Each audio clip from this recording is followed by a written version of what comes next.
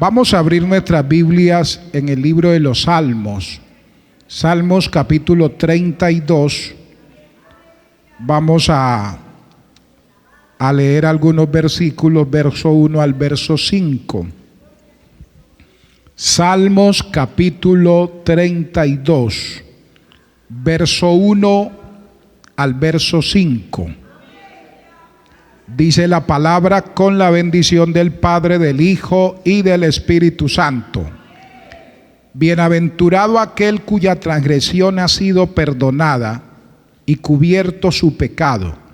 Bienaventurado el hombre a quien Jehová no culpa de iniquidad y en cuyo espíritu no hay engaño. Mientras callé, se envejecieron mis huesos en mi gemir todo el día.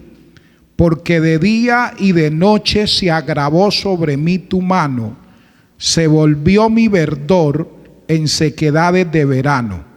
Mi pecado te declaré y no encubrí mi iniquidad. Dije: confesaré mis transgresiones a Jehová, y tú perdonaste la maldad de mi pecado. Amén. Padre, te doy gracias en el nombre de Jesús por la oportunidad que me concedes una vez más de estar delante de tu pueblo en este lugar y de los hermanos que siguen a la distancia la transmisión de este servicio. Te ruego, Padre, que uses tu palabra para ministrar a nuestras vidas, para ministrar, Padre Celestial, a aquel que está a la distancia, aquel que está enfermo, que tú obres milagros en la vida de aquel que está cautivo. Padre, que tu palabra no vuelva vacía, que ella cumpla el propósito para el cual tú la envías en esta tarde. En el nombre de Jesús, muchas gracias. Amén. Siéntese, hermano, por favor, sin dejar de alabar al Señor. Y vamos a hablar sobre el pecado. El pecado. Bendito sea Dios. La palabra pecado viene del griego amartía y significa errar al blanco. Hace referencia al arquero, aquel que va a lanzar su flecha a un objetivo y no da en el objetivo, no da en el blanco. De ahí viene esa palabra amartía, que significa, que hace referencia al pecado y significa errar al blanco. Bíblicamente, pecado es cualquier desviación de la voluntad revelada de Dios. Cuando uno se desvía del propósito de Dios, de lo que Dios ha revelado para la vida del ser humano a través de su palabra, eso es pecado. O sea, ya sea por no hacer lo que Él ha ordenado en su palabra o por realizar lo que Él ha prohibido en su palabra. Porque Dios pues demanda cosas de nosotros a través de su palabra. Cuando la persona no cumple esa demanda de Dios, no tiene en cuenta eso que Dios ha establecido en su palabra, uno peca por no hacer lo que Dios quiere que uno haga. Pero también peca por hacer lo que Dios ha prohibido en su palabra. Porque así como Dios quiere que yo haga cosas y me las transmite a través de su palabra, hay cosas que Dios no quiere que yo haga. Y cuando yo hago esas cosas que Dios no quiere que haga, entonces también estoy incurriendo en pecado. Este Salmo 32 es uno de los salmos penitenciales. En la Biblia o en los salmos encontramos varios salmos penitenciales, y uno de esos salmos es el Salmo 32. Y en este salmo, este salmo más bien, expone con claridad lo que sucede primero cuando no se confiesa el pecado, porque está hablando sobre el pecado. Y en él expone con claridad qué pasa, qué sucede cuando no se confiesa el pecado. El verso 3 y verso 4 dice: bendito sea el Señor, mientras callé, se envejecieron mis huesos en mi gemir todo el día, porque de día y de noche se agravó sobre mí tu mano, se volvió mi verdor en sequedades de verano. Entonces, este salmo expone lo que sucede cuando no se confiesa el pecado. Cuando la persona no confiesa su pecado, las consecuencias son terribles. Y esto es lo que expresa David. Y cuando él lo hace, todos nosotros conocemos el contexto histórico, pudiéramos decirlo así, de este capítulo 32. David había pecado, había cometido adulterio, y no solo eso, había dado muerte al esposo de Betsabé. Eso está en el segundo libro de Samuel, el capítulo 11. Y usted ve que David resistió arrepentirse de su pecado por espacio de 1 año. Cuando Dios envía a Natán a confrontar a David porque David ya había dejado las cosas así tranquilas y estaba relajado, por decirlo así.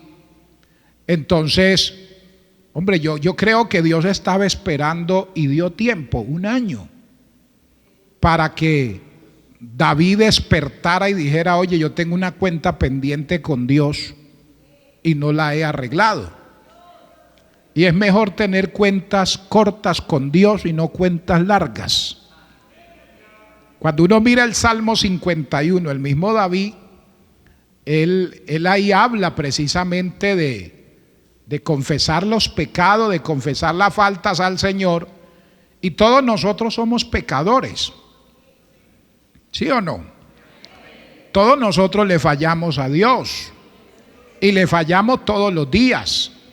Si no le fallamos de una manera, le fallamos de otra, pero le fallamos. Un predicador decía en una ocasión en la iglesia: el que no cojea de la pierna izquierda, cojea de la derecha, pero de que cojea, cojea. Sí. Usted me mira así como pensativo, pero es la realidad. Nosotros todos los días ofendemos a Dios. Y por eso es bueno que todos los días nosotros hagamos confesión delante del Señor de nuestros pecados. Que cada día le digamos al Señor: Señor, perdóneme porque soy un pecador. Mire, David dice en el Salmo 51: ten piedad de mí, oh Dios, conforme a tus misericordias. Conforme a la multitud de tus piedades, borra mis rebeliones, lávame más y más de mi maldad y límpiame de mi pecado. Mire lo que dice: porque yo reconozco mis rebeliones y mi pecado está siempre delante de mí. Contra ti solo he pecado y he hecho lo malo delante de tus ojos, para que seas reconocido justo en tu palabra y tenido por puro en tu juicio. Entonces, mire que él le dice: contra ti he pecado. Todo pecado es contra Dios y todo perdón viene de Dios. Así usted y yo ofendamos a otra persona, siempre estamos pecando contra Dios. A veces nuestros pecados son directos, ofendemos directamente a Dios, pero otras veces lo ofendemos de manera indirecta, porque ofendo al hermano hiero al hermano, le hago daño al hermano, pero al mismo tiempo estoy pecando contra Dios. Bendito sea el nombre del Señor. Entonces David mantenía cuentas cortas con Dios. Usted ve que él le dice: mi pecado te declaré. Él confesaba continuamente sus pecados. Y es lo que usted y yo debemos hacer todos los días. Cada día debemos arrodillarnos en la presencia del Señor. Y si no se puede arrodillar, hacerlo sentado. Y si no se puede sentar, a hacerlo acostado. Pero de la manera que sea, dígale: Señor, perdóneme porque yo hoy lo he ofendido. Hoy he pecado contra usted. Hoy he hecho cosas que no están bien. Por favor, perdóneme. Pero en este caso, usted ve que David resistió por espacio de 1 año su pecado. No lo confesó. No se apartó de él. Y mire que el resistirse al arrepentimiento y a la confesión afectó la vida de David terriblemente. Mire, afectó su salud física, porque el pecado no confesado puede afectar la salud de la persona. Mire, ahí lo dice en el verso 3 que leíamos del capítulo 32. Mientras callé, ¿qué pasó? Se envejecieron mis huesos en mi gemir todo el día, porque de día y de noche se agravó sobre mí tu mano, se volvió mi verdor en sequedades de verano. Mire, la salud física de David se afectó por causa de su pecado. Bendito sea el Señor. Porque el fallarle a Dios le roba a uno esa tranquilidad, esa paz. Él está aquí afectado, pero no solo afectó su salud, su parte física, afectó también su parte mental. Usted mira en el mismo texto, dice: se envejecieron mis huesos en mi gemir todo el día, porque de día y de noche se agravó sobre mí tu mano, y se volvió mi verdor en sequedades de verano. La paz mental se afecta cuando no se confiesa el pecado. No hay nada más lindo que tener uno paz en su mente. ¿Verdad que sí? Que tener uno paz mental. Hoy vivimos en una sociedad atada mentalmente, con una cantidad de problemas terribles, hermanos. Mire lo que dice Isaías capítulo 26. Isaías capítulo 26. Verso 3. Dice: tú guardarás en completa paz a aquel cuyo pensamiento en ti persevera, porque en ti ha confiado. El único que nos puede dar verdadera paz mental es Dios. El único que puede darle paz a nuestra mente, poner en orden nuestros pensamientos, no permitir que nuestros pensamientos nos angustien, nos desesperen, nos lleven a veces a tomar decisiones equivocadas, precipitadas. Es la paz de Dios, hermano. Que uno tenga paz en su mente, eso es hermoso. Que sus pensamientos estén tranquilos. Porque creo que a todos nos ha pasado. En algún momento pierde uno la paz mental. Y pareciera que la cabeza de uno se fuera a volver en 1000 pedacitos. Y usted piensa una cosa y uno piensa otra, Dios mío, y viene esa confusión, esa guerra, ese ataque a nuestra mente. Y si hay un lugar donde Satanás quiere trabajar y quiere atacar, es la mente de la persona. Escuchaba en una ocasión una predicación del pastor Jorge Rasky y él la titula Liberación Mental.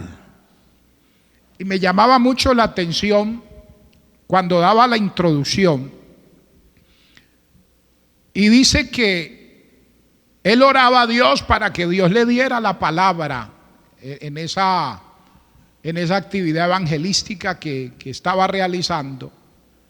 Y dice que en ese momento tiene como una visión. Y en esa visión él ve a los hombres atados con cadenas. Pero las cadenas eran mentales. O sea, él veía que salía una cadena de la mente de una persona y ataba la mente de la otra. Eran cadenas consecutivas. Y entonces Dios le decía, ese es el estado del hombre. Esa es la condición de mucha gente. Y le decía, Satanás ha logrado cautivar, dominar su mente. Y si Satanás logra dominar la mente del ser humano, va a controlar toda su vida. Y él le decía, por eso quiero que hables sobre liberación mental, porque voy a sanar a la gente, voy a liberarlos, voy a romper sus cadenas mentales, voy a hacer que esa gente sea libre. Y de ahí sale ese mensaje, liberación mental. No sé todavía si uno en YouTube lo pueda conseguir, pero es un mensaje muy hermoso. Entonces mire que hay cadenas mentales y hay gente dentro de las iglesias atadas mentalmente. Bendito sea el nombre del Señor. Usted encuentra personas dentro de las iglesias con pensamiento de suicidio. Hermanos en la iglesia que alaban y glorifican a Dios, pero han pensado quitarse la vida. A mí me dijo en una ocasión un hermano, un empresario en Cúcuta, me dijo, pastor, entró en una crisis económica, hermano, tremenda. Yo creo que todos nosotros, cuando ese tiempo que una cantidad de empresarios habían hecho inversiones muy fuertes en Venezuela y prácticamente congelaron todo ese dinero, no les devolvieron esa plata o no les pagaron ese dinero a muchos empresarios. Entre esos habían hermanos de la iglesia. Una hermana que tenía una empresa de exportación para Venezuela, la dejaron con las manos cruzadas, hermano. Más de 3.000 millones de pesos se le quedaron allá embolatados. Y entonces él decía, entré en una situación, en una crisis, debiéndole al uno, debiéndole al otro, y no tenía con qué pagar. Dijo, fui a la oficina de un amigo, era un hermano de la iglesia, y entré a la oficina y él siempre mantenía una pistola ahí en su escritorio. Y comenzamos a hablar sobre la situación. Y me dijo, voy a traerte agua o una gaseosa, no sé qué le iba a traer. Dijo, pastor, yo alcancé a tomar la pistola en mi mano y alcanzó a colocársela aquí en la cabeza. Le estoy hablando de un hermano de la iglesia bautizado. Pastor, y algo me decía, pero con vehemencia, apriete ese gatillo, quítese la vida.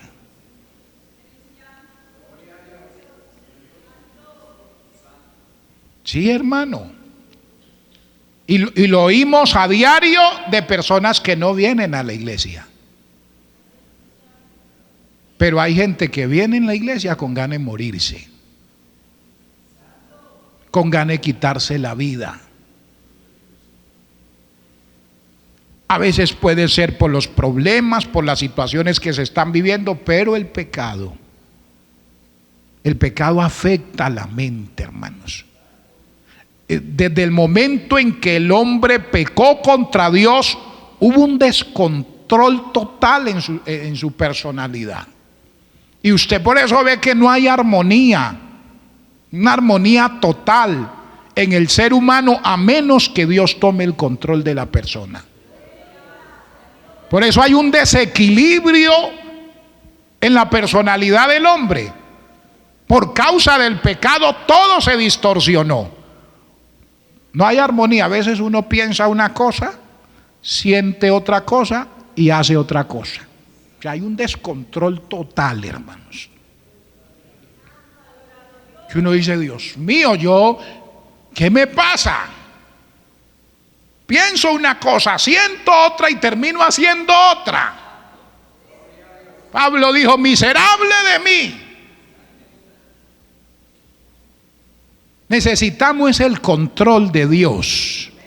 Cuando Dios toma el control de la vida de la persona, vuelve otra vez el equilibrio en la personalidad del hombre. Nosotros necesitamos a Dios en nuestra vida. Entonces el pecado se roba la paz, hermano.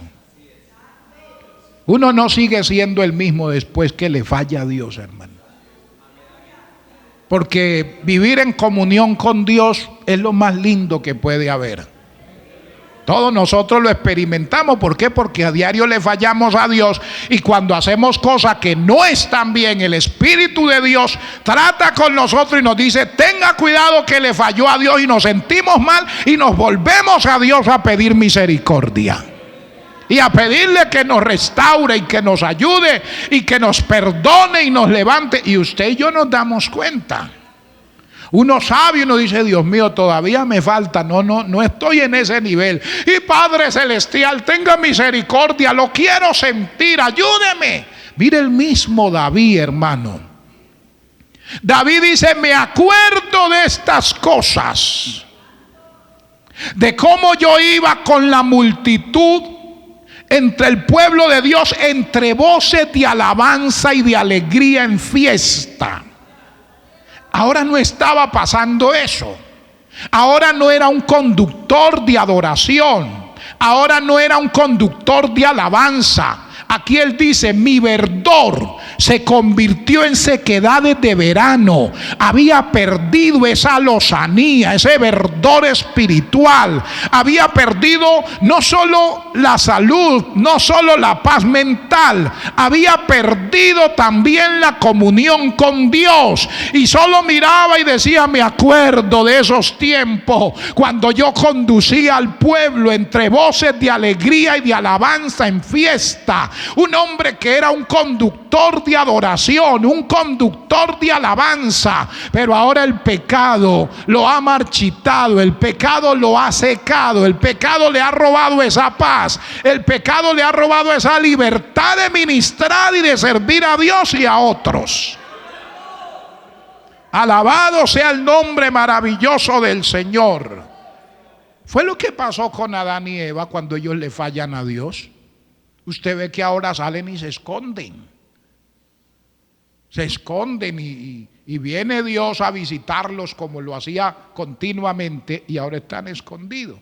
O sea, la presencia que antes anhelaban ahora los asustaba.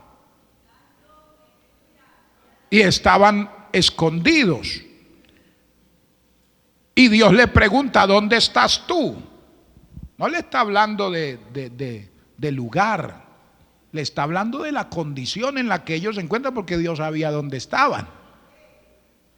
Y mire que Él no le dice, estoy escondido detrás de un arbusto. No. Estoy escondido, tuve miedo y me escondí porque estaba desnudo. ¿Quién te enseñó que estabas desnudo? Y Dios le dice, has fallado, has pecado. Dios no le estaba preguntando del lugar, Dios sabía dónde estaba. Pero Dios le dice, ahora no lo veo en la comunión que debe estar. Ahora no lo veo en la armonía que debe estar. No lo veo en esa relación conmigo en la que debe estar. ¿Dónde estás tú? Bendito sea el Señor. Entonces mire que el pecado oculto impide la prosperidad en todas las áreas de la vida. En todas las áreas. Afecta, ya hemos mirado todas las áreas. Afecta la salud, afecta la paz mental, emocional, afecta la voluntad, afecta la comunión con Dios, afecta todo. Proverbios 28:13 dice que el que encubre su pecado, hermano, no prosperará en ningún sentido. Mas el que lo confiesa y se aparta, alcanza misericordia. Entonces, este salmo expone con claridad lo que sucede cuando no se confiesa el pecado. Pero también expone con claridad lo que sucede cuando se confiesa y se abandona el pecado. Versos 5 y 6. Mi pecado te declaré y no encubrí mi iniquidad. Dije, confesaré mis transgresiones a Jehová y tú perdonaste la maldad de mi pecado. Por esto orará a ti todo santo en el tiempo en que pueda ser hallado. Ciertamente en la inundación de muchas aguas no llegarán estas a él. Entonces, así como este salmo expone lo que sucede cuando no se confiesa el pecado, también expone con claridad lo que sucede cuando se confiesa y se abandona el pecado.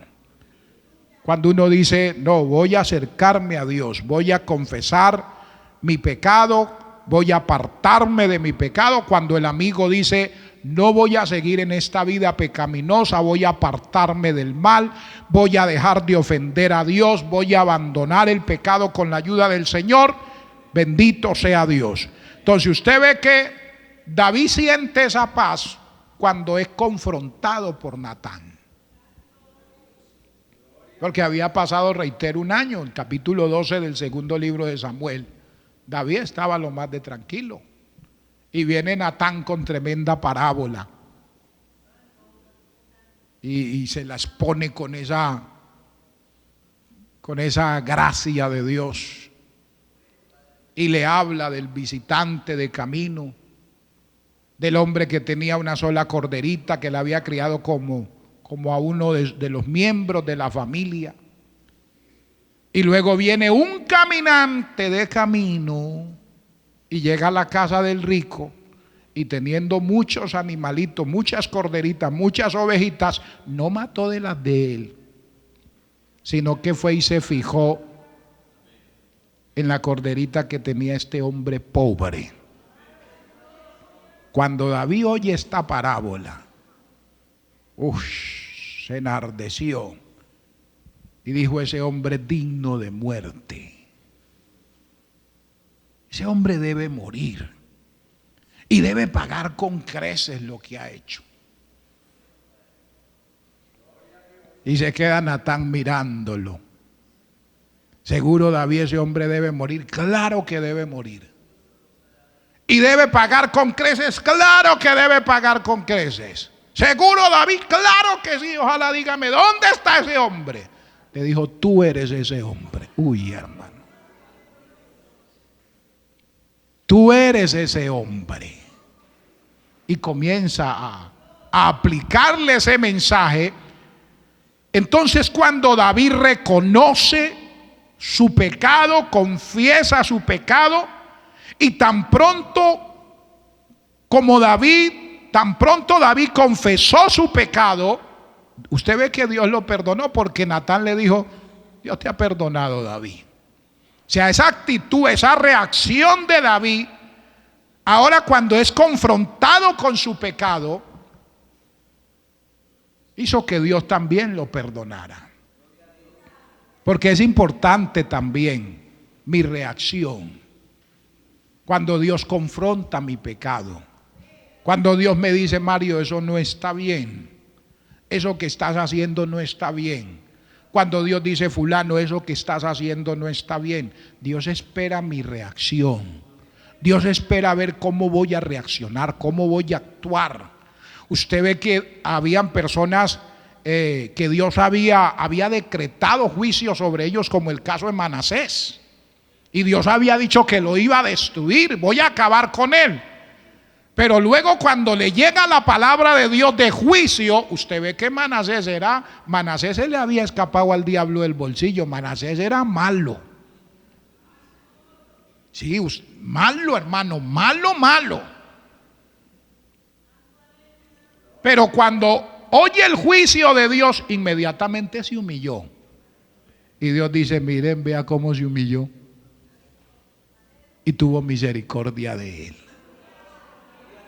Tuvo misericordia de él. Entonces David reacciona y se vuelve a Dios y Dios lo perdona. Es lo que sucede cuando una persona confiesa su pecado y lo abandona, hermano. Dios siempre está dispuesto a perdonarlo.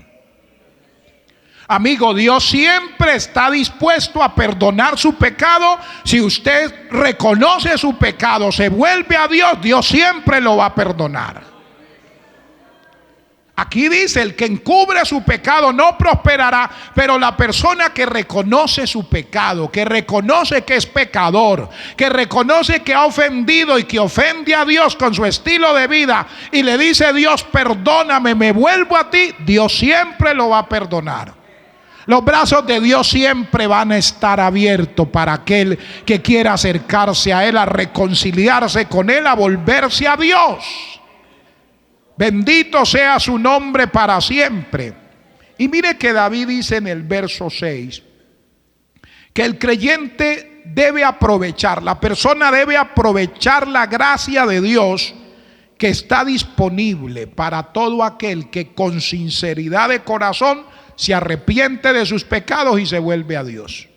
Dios nunca va a dejar a nadie volverse con las manos vacías.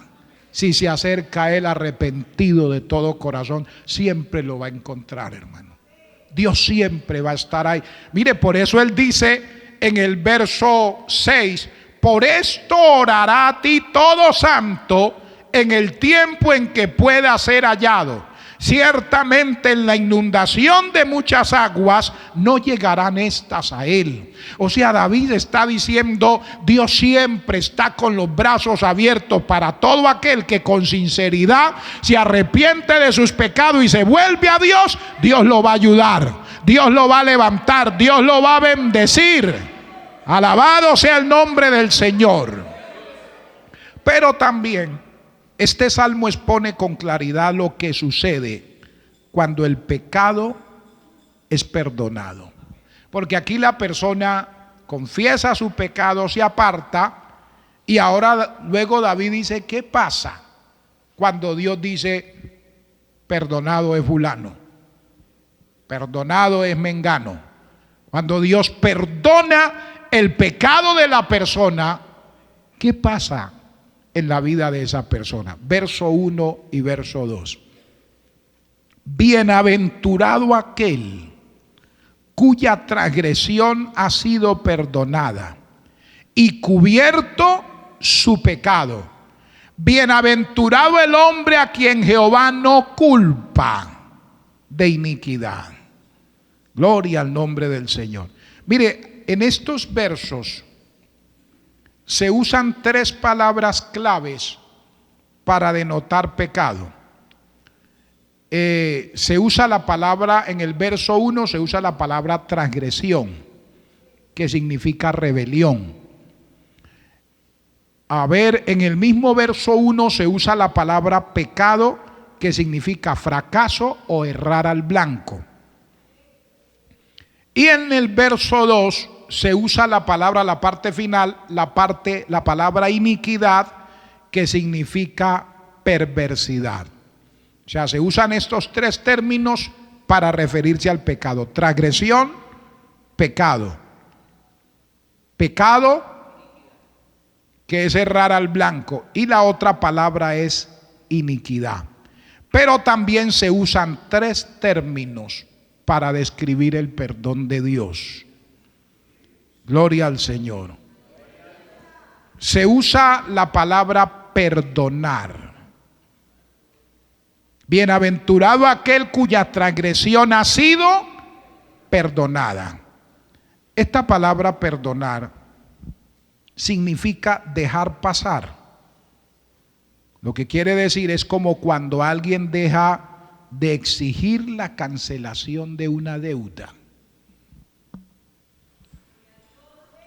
Aquel cuya transgresión o aquel cuyo pecado ha sido perdonado. O sea, vamos a dejar pasar esta deuda. Usted me debía, pero a partir de hoy estamos a paz y salvo. Eso es lo que significa esa palabra. Entonces, cuando Dios perdona el pecado de una persona, es como si le hubieran perdonado una enorme deuda, hermanos. Una deuda que no podíamos pagar. Eso fue lo que Dios hizo con usted y conmigo. Dios perdonó, Dios pasó por alto la deuda que teníamos con Él, la deuda que no podíamos pagar. En Colosenses dice que quitando el acta de los decretos que nos era contraria y quitándola de en medio, la clavó ¿dónde? Qué maravilloso. A usted no tienen por qué atormentarlo sus pecados pasados. A usted no tienen por qué atormentarlo sus errores pasados. Cada vez que el diablo quiera colocarle de frente y decirle que si mire usted lo que hizo, mire usted lo que fue, usted le va a decir: sí, diablo mentiroso, yo fui un borracho, yo fui un ladrón, yo fui un mujeriego, yo fui un pícaro, pero ahora mi vida es diferente y el Señor perdonó y echó en lo profundo de la mar todos mis pecados, todas mis faltas. Démosle un aplauso a ese Dios maravilloso que perdona nuestros pecados.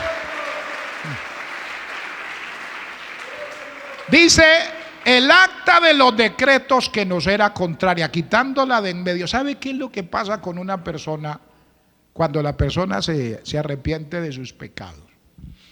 Cuando el apóstol Pablo escribe hablando del acta de los decretos, cuando usted y yo vamos a la cárcel, los hermanos que visitan de aquí la cárcel, Dios les bendiga. De hecho, hoy están terminando su retiro. Uno entra a la cárcel y para saber por qué alguien está ahí tiene que contarle lo que hizo. Bueno, en aquel entonces, al preso, en la puerta de su celda, se le colocaba un acta donde decía el por qué estaba ahí, qué había hecho esa persona. Cuando esa persona cumplía su sentencia, entonces le colocaban a la parte final del acta de sentencia, le colocaban un sello que decía cancelado o le colocaban un sello que decía consumado y se lo entregaban. La persona se iba.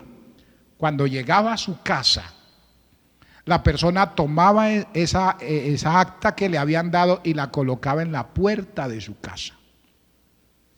Si alguien lo veía y quería hacerle daño o decirle: usted debe estar preso, decía: venga para acá, mire, aquí dice que yo hice esto, esto y esto y esto, pero lea lo que dice abajo. Abajo dice cancelado, abajo dice consumado es.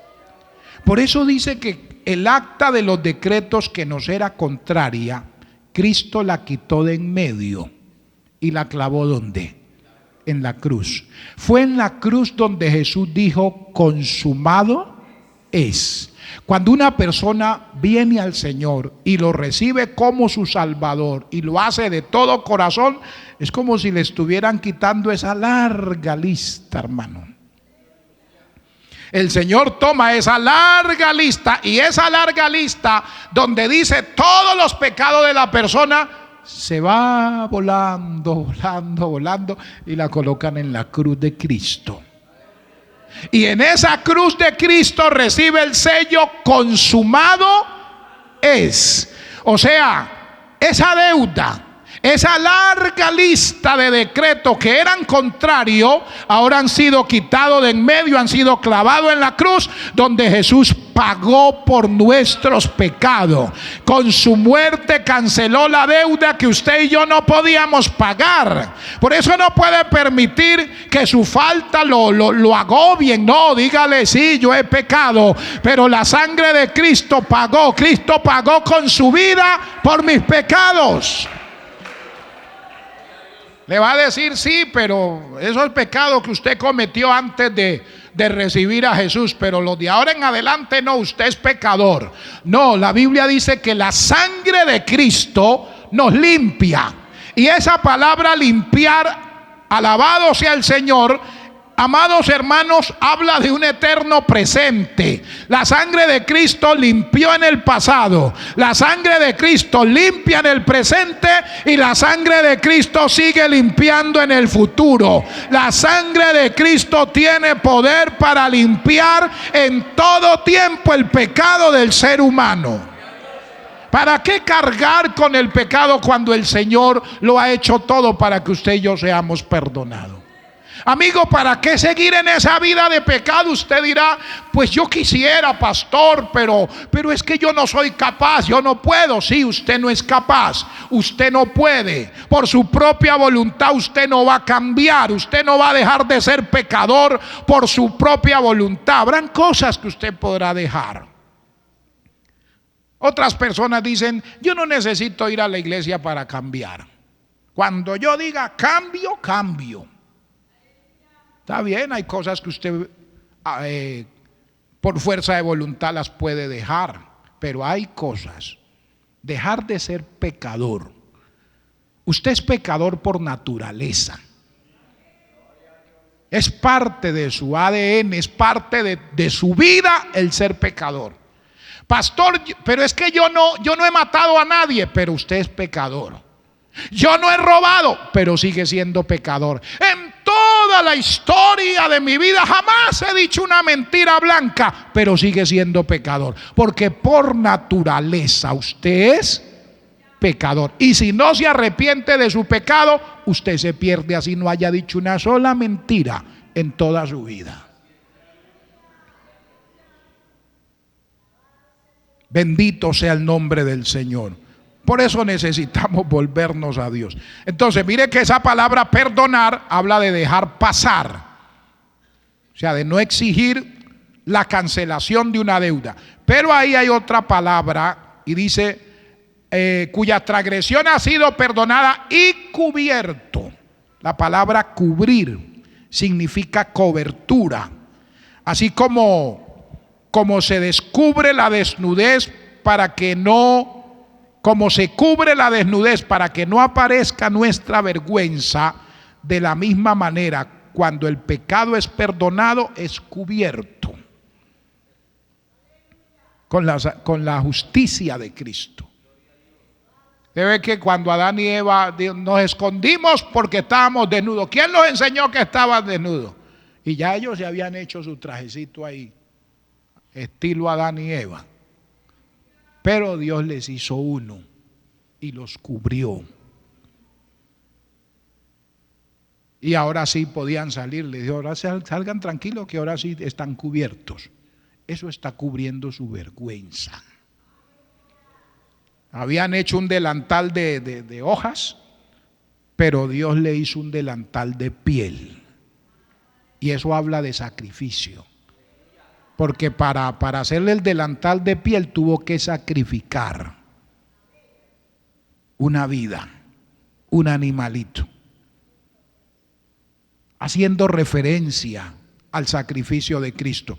Entonces, cuando la persona se acerca a Dios, aleluya, su pecado es perdonado y es cubierto, no con su justicia, sino con la justicia de Cristo. O sea, cuando la persona se vuelve a Dios de todo corazón, ya Dios no lo mira como un pecador. Dios lo mira como una persona que ha sido justificada. Y ha sido justificada precisamente por el sacrificio que Cristo hizo en la cruz. Ya estamos terminando. Segunda de Corintios 5, 21. Qué bueno es Dios. Aleluya. Segunda carta del apóstol Pablo a los Corintios, capítulo 5.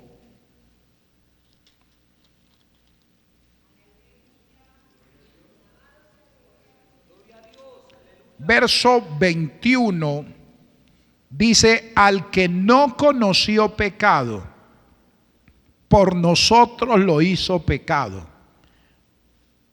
para que nosotros fuésemos hechos ¿qué? Justicia de Dios en Él, terrible. O sea que ya Dios me mira a mí, lo mira a usted como una persona que ha sido justificada. O sea, Dios no tiene en cuenta ya sus pecados, hermanos. Dios ha perdonado nuestros pecados. Bendito sea su nombre para siempre. Gloria a Dios. Pero hay otra palabra para terminar que hace referencia al perdón de Dios, perdonar, cubrir. Y la parte final del verso 2 dice: bienaventurado el hombre a quien Jehová no culpa. La palabra culpar, o sea, habla del perdón. Esta palabra elimina la culpa por los pecados, pues Cristo cargó con nuestras iniquidades. Elimina totalmente la culpa por los pecados. ¿Por qué? Porque Él llevó, dice Isaías 53:6, que llevó nuestras iniquidades, llevó nuestros pecados. Es esta persona la que es verdaderamente feliz. La persona que es perdonada es feliz. Por eso mire lo que dice: bienaventurado. Bienaventurado, esa palabra bienaventurado significa 3 veces feliz, 3 veces dichoso, 3 veces digno. La persona que de verdad es feliz es la persona cuya transgresión ha sido perdonada, cuyo pecado ha sido cubierto, y aquel a quien no se le culpa de iniquidad. Cuando uno recibe el perdón de Dios, uno es verdaderamente feliz.